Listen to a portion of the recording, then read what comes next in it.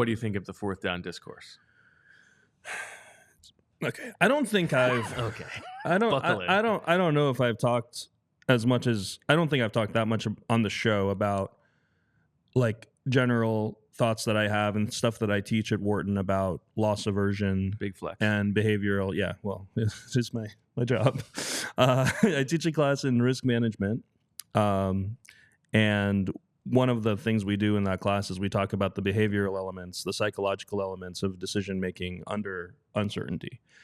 And so there's like the rational models of like how you should handle risk and how you should handle decisions when you're not sure what the outcome will be. And then there's also the behavioral psychological things that are considered by old school economists to be like fallacies or things you shouldn't do. But more modern behavioral economists like accept that that's also part of the thing. So I want to be open-minded about all this as we do this. In fourth down decision making in particular, people tend to think that like punting or kicking the field goal is the status quo, the thing that you've like earned, like the thing that's yours, right? Mm-hmm. And then when you go for it, you're risking giving something that's yours away. And left points on the board. Right, exactly. Left points on the board, and everyone's been saying that all week, right? Like they counted up the number of points that he left on the board, like whatever that means. You hear everybody from Seth Joyner to, I don't know, Ray Dittinger, Derek Gunn, Chris Long. Chris Long, by the way, doing a great job. He's like 35 going on 80, like with his thoughts on fourth down and stuff. Otherwise intelligent, fellow Wahoo. But on this stuff, he's just like always like take the points. Like it's like, come on, man. Like there's a couple of different things. Like I'm kind of all over the place here.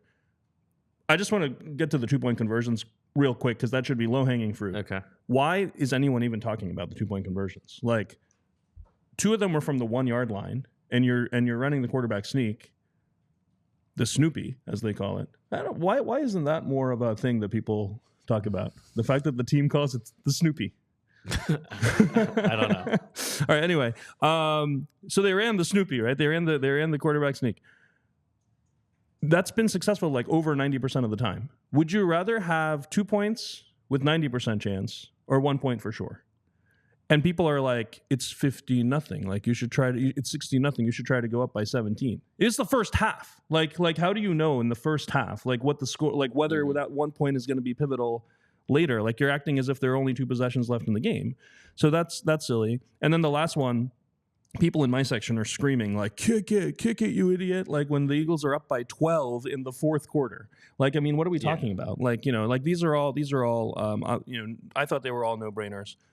On the fourth downs, there was the 1 4th and 3 that I guess you could debate up 10 in the first half. I think that's fine. I think it's good to have a team that's aggressive and confident enough that you're going to get those. My problem with Sirianni in this game was not just running the quarterback sneak on 4th and 1. Mm-hmm. I didn't think that like kicking the field goal would have been better. I think that you just don't run a play that has a lower chance of succeeding than the quarterback sneak does. So that was my issue. Okay, back to the bigger loss aversion thing. If you had $80,000, right, and someone said, hey, like, you want to flip a coin and turn that into 100, but if you lose, it'll go down to 64, most people would say no to that, right? They'd be like making $20,000 isn't worth the risk of losing 16. I kind of budgeted my whole year around having 80,000. You know what I mean? Like, that's a completely rational thing to do. Even though when you do the math, like the expected earnings of the gamble are higher, right? It goes up to 82 instead of 80. Now, that's completely normal because it's classic risk aversion. It's absolutely rational behavior stemming from the fact that the additional $20,000 doesn't provide as much added happiness to your life as losing $16,000 would take away happiness. Mm-hmm. Expected utility theory, we teach this in like classic, first class of economics, basically. It's the utility from the money that matters and not the money itself, which drives decisions. Now, let's take those exact numbers and instead of thousands of dollars, turn it into win probability for a football game. Okay. People act as if an 80% win probability to win the game is something that they take utility out like of themselves. Like say when you punt, you get 80% win probability. It's fourth down. It's the end of the game. It's 4th and 2 or 3, something that pick your distance where you think it's 50% chance you're going to get it. Okay. And if you get it, it's going to end the game. You're going to take a knee, the game's over. So it goes up to 100%. If you fail, they're going to get the ball in good field position, and you only have a 64% chance to win, right? In that situation, a lot of people have the same gut reaction as they would in my earlier example. They'd say, I don't want to have it all come down to this play. It's very risky. Right. Let's just punt and keep the 80% chance to win. The problem is, when you do the analogy with a football game, it's as if you enter a casino with $80,000 and they tell you, we're not going to let you out of this building until either you lose all your money or you make $100,000. Like, those are your only two options. Yeah. Because that's how football works. Like, I mean, it's very rare that games end in a tie, so let's ignore that. Sure. You're either going to get to 100% or 0% by the end of the game. You're not allowed to keep the 80. You're not allowed to take it home and eat it like it's cereal. Like, that's not like it's not money. You don't get to keep it. You don't get to quit the game. You don't get to say, I'm happy with my 80% chance of winning. I'm just going to leave the stadium. You have to keep playing until you either get to 100 or 0. So it doesn't matter how fast you get there. It doesn't matter how many plays it comes down to. The only thing that matters is maximizing your probability of getting to 100 instead of 0. And if it all comes down to one play, that's not actually technically more risky than anything else. Risk aversion has nothing to do with it. You're not allowed to not gamble when you're a head coach. It's just a matter of how you're gambling. And so when you punt, you're gambling on what's going to happen after you punt. When you go for it, you're gambling on what's going to happen during the play where you go for it. But either way, you're gambling. Because in the end, you're either going to go broke by losing the game or you're going to get rich by winning it. You're not allowed to stay intermediate. And so that's why anything like leaving points on the board or taking risks when you shouldn't take risks and all that, those aren't even the right concepts to be talking about. The only thing we should be talking about is, are you maximizing your probability of winning or not? I think there was one other thing here. Okay. And I think it is nothing to do with the fans, obviously. But I actually think that Lane Johnson's comment is important. The fact that a player on the team is thinking maybe we should take the points. I think it is not just Nick Sirianni's job to maximize win probability. It is his job to foster a culture in which the team buys into that. Yeah. I think if you look at Dan Campbell in Detroit, they are as aggressive on fourth down as anybody, and the team knows that. The team buys into that. Good. That was the case in 2017. So I think that there is it is not just his job to get to that 100%. It is his job to build a personality in the locker room where they buy into that. I agree. Look, I went to the Q&A with Zach and Ray Didinger a few weeks ago, and Ray Didinger was talking about how he thought Sirianni went for it way too much, and that he thought it was a mistake that he went for it in this situation and that situation. He listed a bunch of plays from the previous game, and I couldn't help it. I raised my hand, and I asked him, "Did you think the Philly special was a mistake?" And he was he was very nice about it. He said well, that team was different. They had a culture of going for it. They went for it all the time and everything.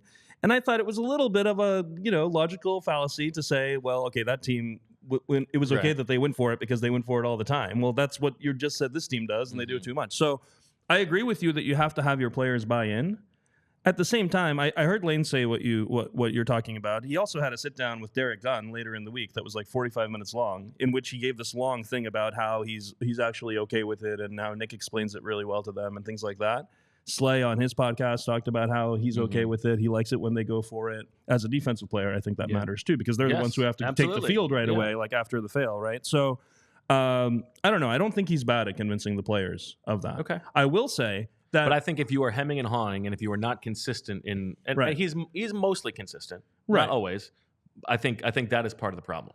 I can't imagine he likes being the topic every week. Maybe he does, actually. I don't know. Maybe he'd rather have that than thinking Zach he doesn't do anything. Has been sitting waiting to join for a while. Oh, I didn't realize that. You should tell me these things, Bo. That's okay. You were rolling, and I wanted to. Have this discussion. I was just going to say, there is this thing where there's one other thing that we should consider, and this is another thing we teach in our class, which is the principal agent problem, right? the coach is like an agent of the team, right?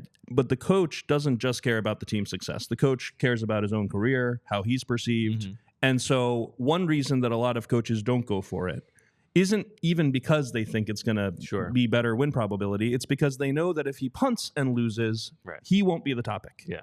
If he goes for it and loses, he will be the topic, right? So everyone thinks Dan Campbell lost the NFC Championship game.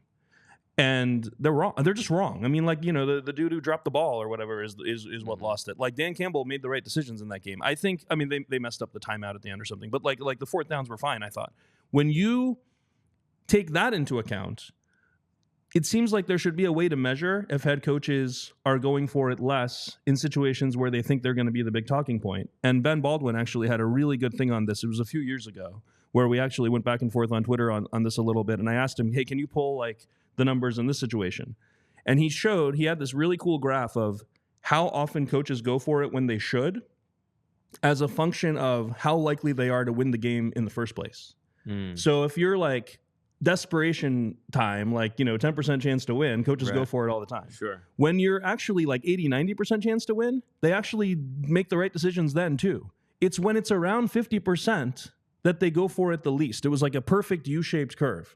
And so I interpreted that as coaches make the conservative wrong decision precisely when it matters the most. Like when they know that that's going to be the thing everyone talks about. And so that's something that I'm very happy that Nick didn't show up on his Monday Zoomer and say like, you know, I thought about it and I made the wrong decision. He came out and he said, I stand behind all my decisions. And I was very happy that he did because I thought all his decisions in this game were correct, except for the just not sneaking it on that one play. Yes. We all silly like the mayor.